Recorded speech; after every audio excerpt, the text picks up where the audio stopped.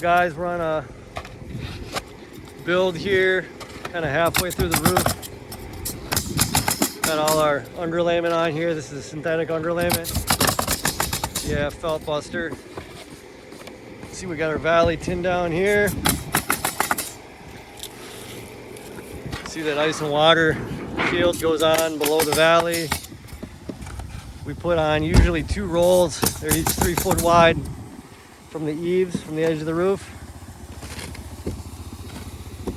So you got your ice and water shield there. Front cornice strip, fully covered. You got your drip edge right here.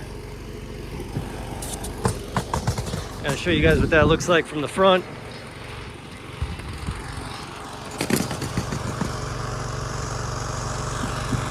Drip edge comes down, extends on the roof, nail it in through the top.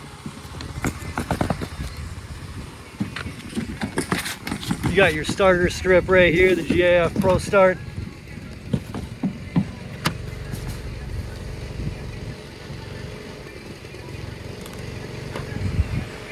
And then you see how the shingles go on.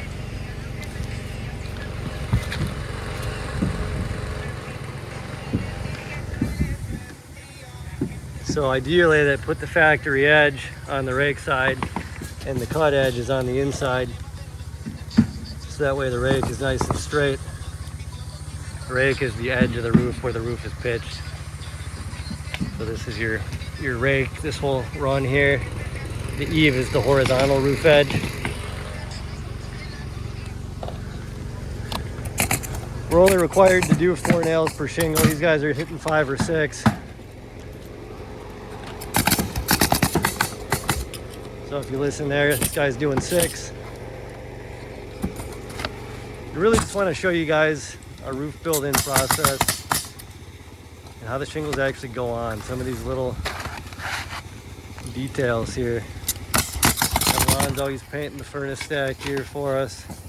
Paint that black to match the shingles. You guys can see how the shingles intertwine here with the valley. So they use full shingles everywhere on the surface of the roof except the edges where they start to stagger. They start to cut the shingle down at the edge. So right about here you got a full shingle and then take a little off, take a little off, take a little off. And so the seams don't stack right on top of each other, so the seams shouldn't be one above the other. It's called racking the roof. Seams need to be staggered. This is how it's done. See more starter strip over here. See too how the underlayment goes underneath the drip edge, so it just keeps everything nice and sealed. If the underlayment was on top of the drip edge, so if this here was sitting on top of the drip edge, a wind-driven rain could get right in underneath that underlayment. So you took it under the drip edge. You see here the starter strip has adhesive, so that helps suck that edge of the roof down nice and tight because the shingles that get installed on top of the starter strip are going to adhere down. So you get a nice sealed edge. Guys nailing the valley in.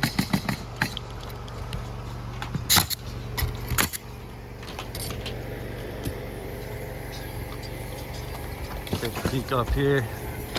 Right here's one of your holes. This is for a bathroom vent. So we're going to put a little black bathroom vent cap on top of this.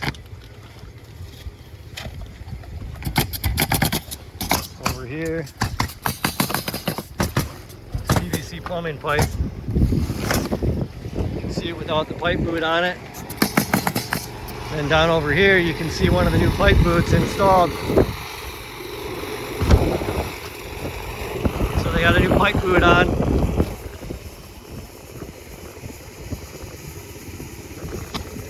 And they'll end up trimming this up a little bit to make it a little prettier.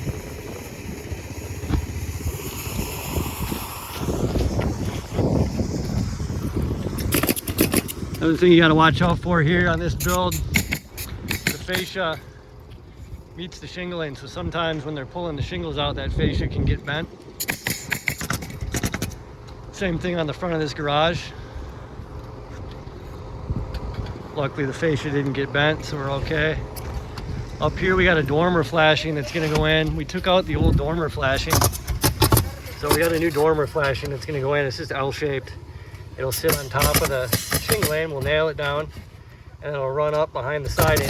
So see, if you don't put dormer flashing in, you got a big seam where water can just get right in through here. So that's why we put dormer flashing, keep water out. See that? Looks like this soffit down here didn't get bent either, so this soffit, that damage is great. So this is stuff we're looking at here when we're working a build. Looking at the details of the roof. Want to understand the process. You want to know how this stuff goes on so you can talk to a homeowner about it. It'll help you sell jobs. When you're working your build, you can potentially eliminate problems. And ultimately we get a better finished product for the homeowner. Just here, put the drip edge on over here. Installing the drip edge. We're gonna have ridge venting actually that goes here. And we've got ridge venting. It's gonna go here. You guys see how there's a gap in the ridge board here. Well, that allows air to come up. Now, really, this should be cut a little further. We need I had to check the specs. I believe it's a 2-inch. It might be just 1 inch, but I believe it's a 2-inch gap per GAF guidelines. So I think we're gonna have to trim this back here a little bit. And then same thing there on the garage. So whoever put the ridge vent on before didn't do a very good job of trimming the ridge sheathing back. One of the other things we did on this build here, the plywood was warped really bad on the back. And then also on this side, we had really wavy plywood. I spotted that before we even ordered the roof, so I let the homeowner know that there'd be a charge, extra out-of-pocket charge. Non-insurance related, it's just an old issue. You know, it's not from hail damage, obviously, or wind damage. So he's gonna pay out of pocket for that. When we took the decking off, or the sheathing, we found that the trusses were actually unlevel. So the guys did them one better, and they tried to help them level those trusses out. Typically don't really do something like that. It's kind of a pain in the butt. It's not really our issue, but we tried to help the guy out a little bit. So all new decking here, we leveled the trusses out. And then you see too how the underlayment, we have to wrap it around the hips. So you gotta have it's a 6-inch overlap on the side overlap. And the top and bottom overlap is 2-inch. So you got a nice little overlap here. They kind of print that on the underlayment. So you can see how the guys followed that, their overlap. But on your hips, you need a bigger overlap. So this piece is extending over to here, this top piece is overlapping. So you got a nice, probably bigger overlap here. We're gonna have to get a little more on up here though. We need more of an overlap right there. I'm gonna let the guys know how to get more going on there.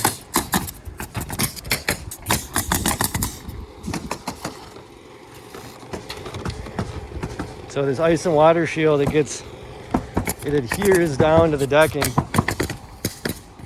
So it's got adhesive on the back. They just pull the film off and then it sticks down. And then sometimes they nail it in for extra good measure. And then the underlayment sits on top of the ice and water at the overlap there. We're gonna have some more valley metal coming down right here. They boomed these shingles onto the roof earlier this morning. So they drop the material usually the day before, and then the boom comes back and cranes them up onto the roof.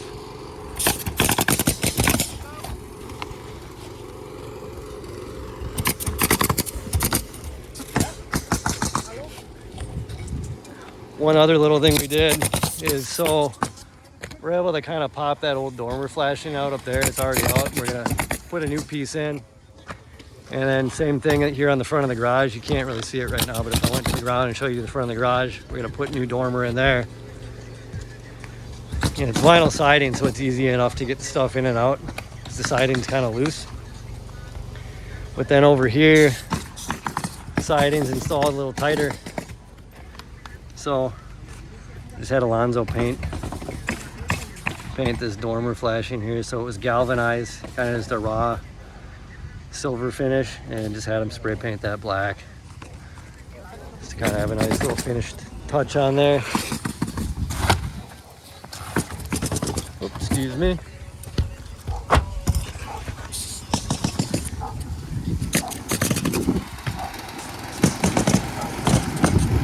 But yeah, there we go. I think that's about it, guys. Well, I'll show you a few things from the ground quick.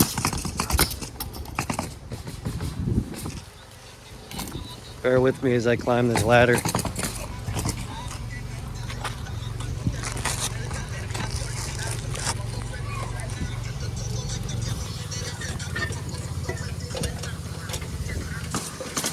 So, a few of the other things. When I showed up, there was a lot of debris and stuff on the grass. Had the guys start moving that off right away. I wanted it off the grass. I don't want to burn this guy's grass. It's really hot out today. There's a lot of sun. So if you got stuff sitting all over the grass, if it sits there all day, you're gonna get big burn marks where the grass kind of dies because it gets shocked. So I helped the guys, but I had them move everything off. So we stacked it all here on the driveway. And then when I got here, there was some debris kind of getting into the neighbor's yard. And so I told the guys to start moving everything, cleaning the area up. We don't want debris in the neighbor's yard. So we did that right away. I helped them. And then we kind of cleaned up this walkway back here. We still got to do this shed.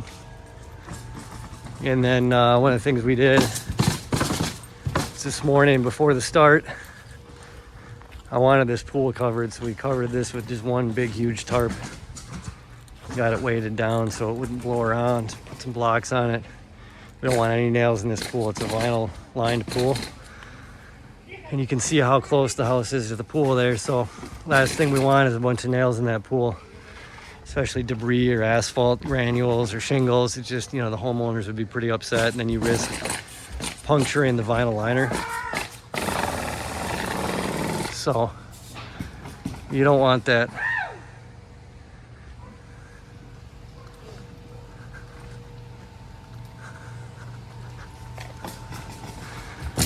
So anyway, that's about it, guys. This video is getting a little long. Hopefully you guys, if you're new, hopefully you learned something. Hopefully this shows you more about how to build a roof, what that process looks like. This is the dump trailer. We typically don't use dumpsters. The roofers bring their trailers, comes in on wheels. They bring it the night before, the morning of the build, back it right up to the garage.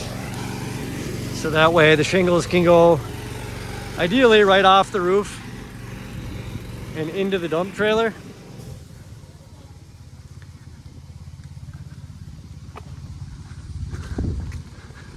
So there we go. A couple more hours, we'll have this thing done.